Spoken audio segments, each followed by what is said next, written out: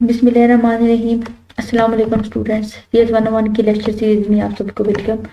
तो आज के लेक्चर में हम लोग जो है मॉड्यूल नंबर 45 स्टडी करेंगे। मॉड्यूल नंबर 45 जो है हमारे पास हिस्ट्री ऑफ ऑपरेटिंग सिस्टम के मुतल्लिक है। तो हम लोग ने जो है पहले जो मॉड्यूल्स पढ़ लिए, ये एक नया जो है टॉपिक हमारे पास स्टार्ट हो चुका है जो ऑपरेटिंग सिस्टम के मुतल्लिक है। तो के लिए हम सबसे पहले जो है ऑपरेटिंग सिस्टम की हिस्ट्री को पढ़ेंगे। तो आज हमारे पास जो ऑपरेटिंग सिस्टम है, ये शुरू से ही ऐसा ऑपरेटिंग सिस्टम नहीं है, बल्कि जो इसकी बिगनिंग थी, इसका जो स्टार्ट था वो बहुत हम्बल सा था, बहुत जो है छोटा सा इसका स्टार्ट था। और हर चीज़ जो है जैसे हमारे पास आ जाए वैसे ही नहीं होती, बल्कि जो है वो पहले एक बिल्कुल छोटे से चीज़ से जो है वो एक बड़ी चीज़ बनती है। तो हम लोग जो है पहले पढ़ते हैं कि ऑपरेटिंग सिस्टम होता क्या है। तो ऑपरेटिंग सिस्टम जो है ये हमारे पास एक ऐसा सॉफ्टवेयर है जो कंप्यूटर के ओवरऑल जो ऑपरेशंस को जो है कंट्रोल करता है।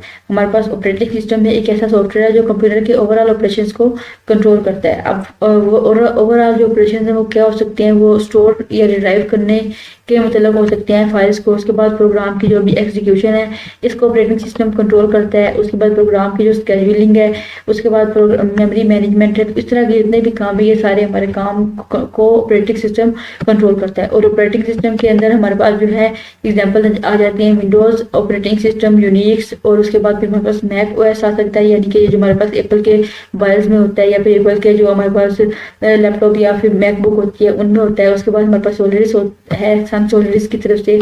तो ये हमारे पास ऑपरेटिंग सिस्टम है। जो आप लोगों के मोबाइल है, आप लोगों के मोबाइल में भी एक ऑपरेटिंग सिस्टम है जो कि कंप्यूटर की आपके मोबाइल की जो पूरी वर्किंग को कंट्रोल करता है। फॉर एग्जांपल आप लोगों के मोबाइल में एंड्रॉइड ऑपरेटिंग सिस्टम ज़्यादातर आजकल हमारे चल रहे हैं।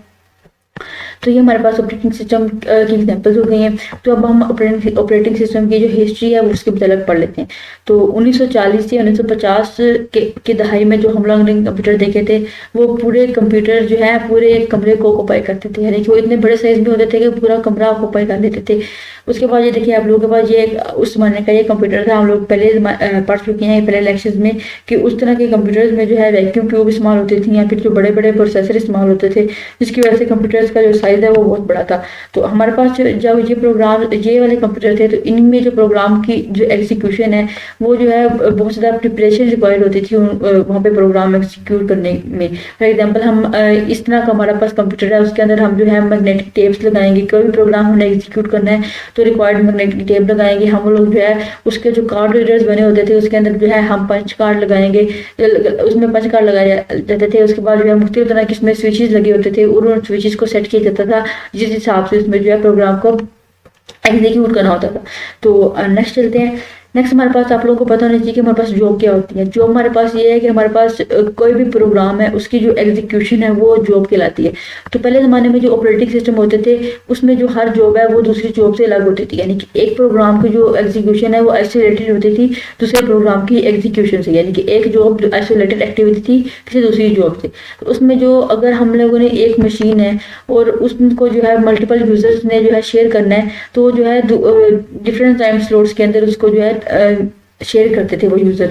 यानी कि हमारे पास एक मशीन थी तो वो शेयर की जाती थी डिफरेंट यूजर्स के दौरान, और जो है डिफरेंट टाइम स्लॉट्स के अंदर।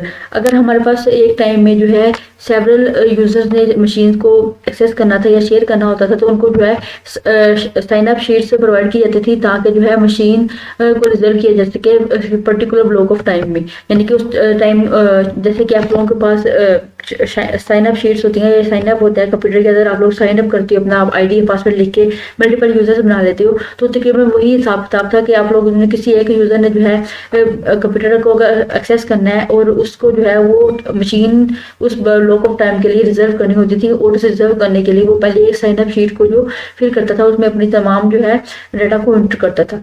तो उस जो हमारे पास ऑपरेटिंग सिस्टम में जो है वर्किंग कैसे होती थी, उसमें वर्किंग ऐसे होती थी कि उसमें जो है जब कंप्यूटर या फिर मशीन किसी भी यूज़र के कंट्रोल में होती थी, तो उस टाइम में वो मुकम्मल तौर पे उस तरह के उसी यूज़र के कंट्रोल में होती थी, यानी कि उसका किसी और यूज़र के साथ कोई लेना देना नहीं होता था।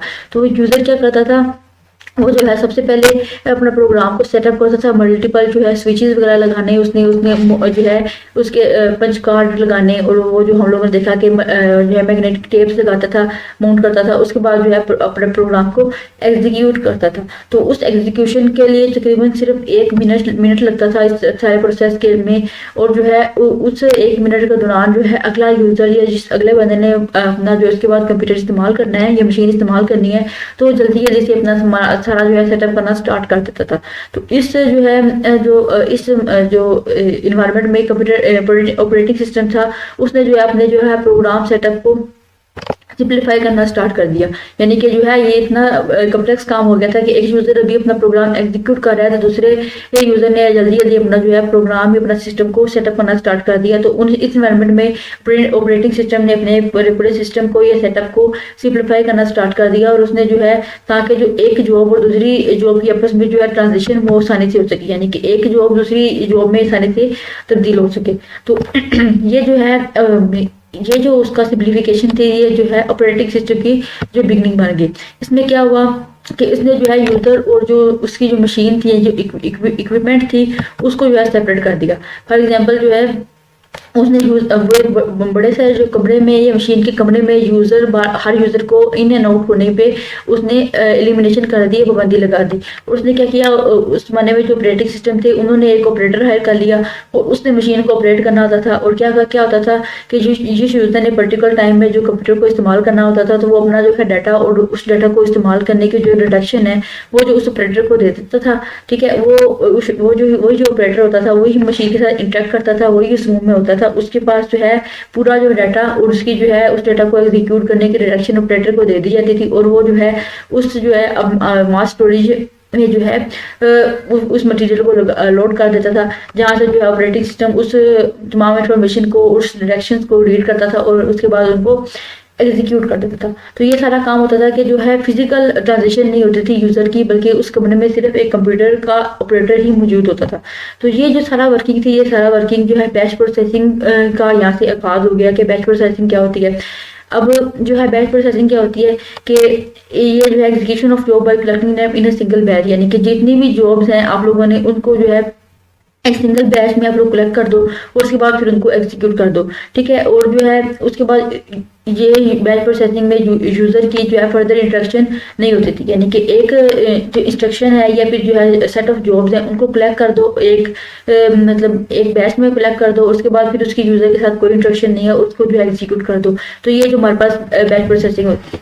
ठीक है, उसके बाद फिर जो है हमारे पास कंप्यूटर के अंदर जो मास स्टोरेज होती थी, यानी कि जिसके अंदर जाकर वो तमाम इंस्ट्रक्शंस को जो है हमारा ऑपरेटर लोड करता था, उसके अंदर जो इंस्ट्रक्शन है वो एक क्यू की शक्ल से स्टोर होती थी। अब क्यू का कॉन्सेप्ट आप लोगों को पता होना चाहिए कि जैसे आप लोग बैंक में जाते हो तो बैंक में आप लोगों के पास एक लाइन लगी होती है, तो जो सबसे पहले जाता है वो सबसे पहले जो है फीस सबमिट करवाता है या फिर बिल जमा करवाता है। उसके बाद जो सेकंड नंबर पे आता है वो जो है वो बिल जमा करवाता है, फिर थर्ड पे आता है तो वो फीस जमा करवाता है। तो इसी तरह होता था कि जो सबसे पहले उसमें जॉब फिल होती थी वो पहले जो है एग्जीक्यूट होती थी, उसके बाद सेकंड पे जो जॉब जाती थी वो बाद में एग्जीक्यूट होती थी। और ये जो इसी हिसाब से जो है इंस्ट्रक्शन उसमें मास स्टोरेज में जो जिस हिसाब से स्टोर होती थी या जाती थी उसी हिसाब से जो है एग्जीक्यूट होती थी।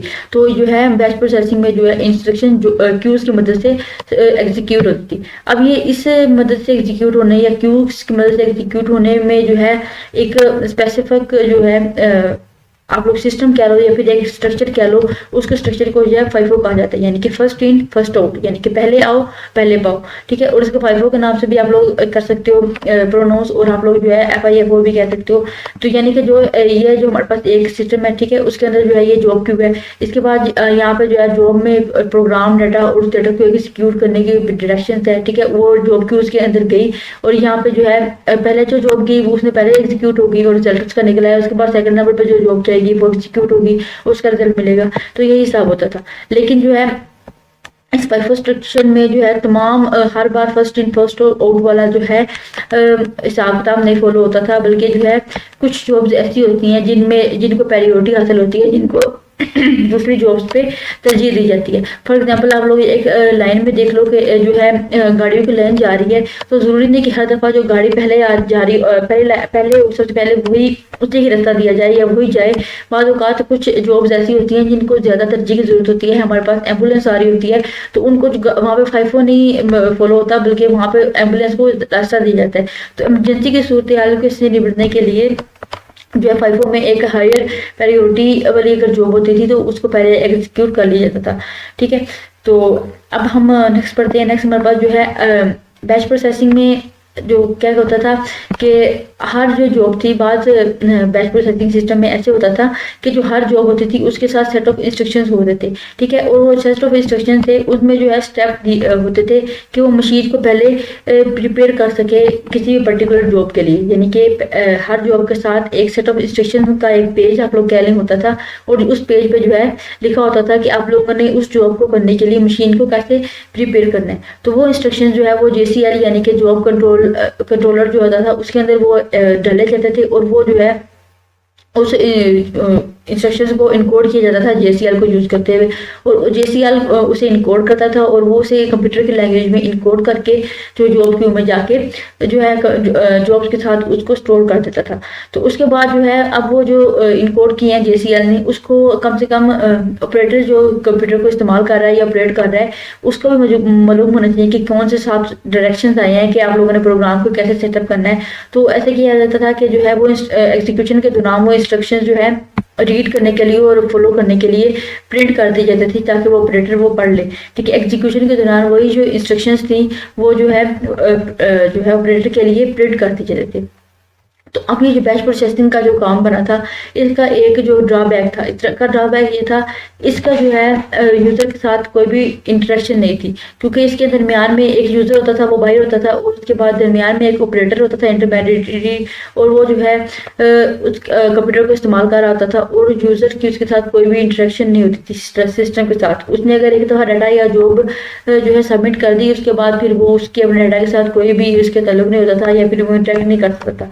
तो ये जो बैच प्रोसेसिंग के जो सिस्टम थे, ये सिर्फ उन जो है सिस्टम में आप लोग कह लो कि एक्सेप्टेबल थे, ये काबिल कबूल थे, जहाँ पे डायरेक्शन यानी कि डाटा डायरेक्शन और उस डाटा के डायरेक्शन के मतलब जो भी डिसीजन थे वो पहले पता होते थे, यानी कि पहले आप लोगों को नॉन इन एडवांस हो, तो फिर आप लोग जो है बैच प्रोसेसिंग यूज़ कर सकते हो। फॉर एग्जाम्पल हमारे पास पेरोल प्रोसेसिंग सिस्टम अगर है तो उसमें आप लोग बैच प्रोसेसिंग यूज़ कर सकते हो, क्योंकि आप लोगों को पहले पता होता है कि ये इसका डाटा है, आप लोगों ने ये इसकी डायरेक्शन है, और इस वजह से आप लोग जो है डिसीजन लोगे। तो आप लोग जो है किसी भी कस्टमर की या किसी भी आप लोग जो है एम्प्लॉय की पेरोल का प्रोसेसिंग सिस्टम है, तो वहाँ पे आप लोग जो है ये बैच प्रोसेसिंग सिस्टम को यूज़ कर सकते हो।